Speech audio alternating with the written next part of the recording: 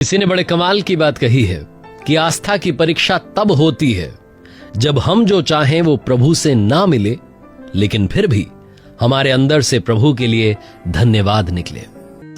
और ऐसी वीडियोस देखने के लिए सब्सक्राइब करें माय एफएम का यूट्यूब चैनल और दबाएं बेल आइकॉन। नमस्ते दोस्तों, माय एफएम से मेरा नाम है आरजे कार्तिक। एक छोटी सी कहानी एक सच्चे भक्त की जो भगवान के बड़ा करीब था।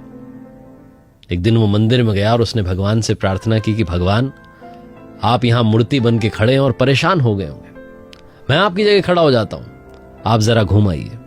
भगवान ने कहा ठीक है, तेरी मर्जी। भगवान ने कहा ठीक है, मैं जा तो रहा हूं, लेकिन एक काम करना, एक बात ध्यान रखना, शर्त यह है कि तुम्हें आज दिन भर में मंदिर में जो भी आ रहा तुम्हें सिर्फ उनकी सुननी है, कुछ कहना नहीं है, कुछ करना नहीं है, बस सुनते जाना है। शाम में वापस आ जाऊंगा, तब तक इस बात का ध्यान रखना। भक्त ने कहा ठीक है भगवान। वो मूर्ति बनकर के वहां मंदिर में खड़ा हो गया। दर्शन करने के लिए श्रद्धालु आते जा रहे थे। एक बड़ा व्यापारी आया, उसने भगवान को प्रणाम किया और जब वो प्रणाम करके मूर्ति को वापस पलट के जा रहा था तो उसका पर्स उसकी जेब से नीचे गिर गया, लेकिन उसका ध्यान नहीं गया, वो जल्दी में निकल गया। जो भक्त मूर्ति बन के वहां खड़ा था वो देख रहा था कि अरे अरे नुकसान हो गया, अब क्या होगा। उस व्यापारी के जाने के बाद जो अगला दर्शन करने के लिए आया वो गरीब व्यक्ति था।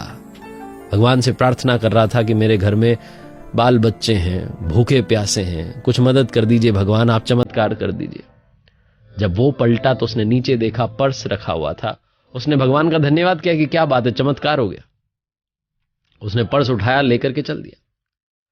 ये जो भक्त भगवान बन के खड़ा था ये सोचने लगा कि अरे ये क्या हो गया, चोरी कर ले गया। वो गरीब व्यक्ति वहां से चला गया। उसके बाद में एक नाविक आया जिसको एक समुद्री यात्रा पर निकलना था 15 दिन के लिए। वो आकर के हाथ जोड़कर के प्रणाम करने लगा और अपनी बात कहने लगा कि भगवान, 15 दिन के लिए जा रहा हूं, मेरी रक्षा कर लेना, मेरी यात्रा सफल बना देना, अच्छे से जाकर के वापस आ जाऊं, बस मेरा ख्याल रख लेना। वो नाविक प्रणाम करके पलटा तो देखता है कि सामने पुलिस खड़ी है और वो व्यापारी खड़ा है जिसका पर्स गिर गया था। व्यापारी आरोप लगाने लगा कि मेरे बाद में आए, इसी ने पर्स चुराया। पुलिस वाले बिना उस नाविक की बात सुने उसे पकड़ के ले जाने लगे। ये सारा दृश्य उस मूर्ति के सामने हो रहा था। वो मूर्ति जो भक्त के रूप में वहां थी, वो भक्त वहां खड़ा हुआ था और उससे अब रहा नहीं गया। वो फूट पड़ा, उसने कहा रुको रुको रुको, गलत कर रहे हो आप।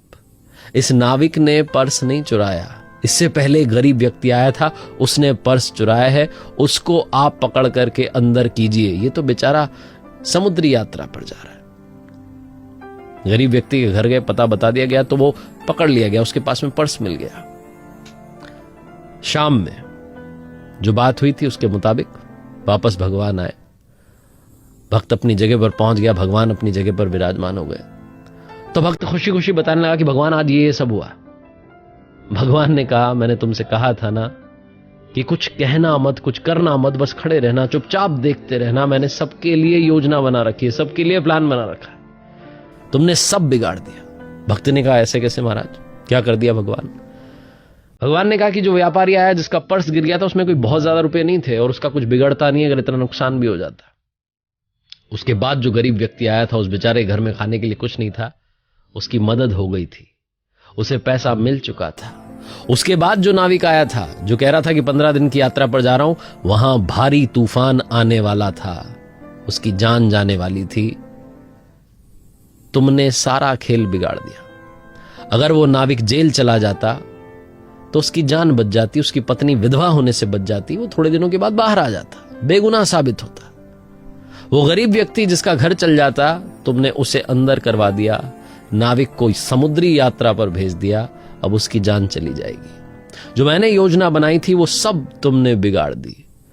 भक्त गिड़गिड़ा करके माफी मांगने लगा, लेकिन अब तो बात बीत गई।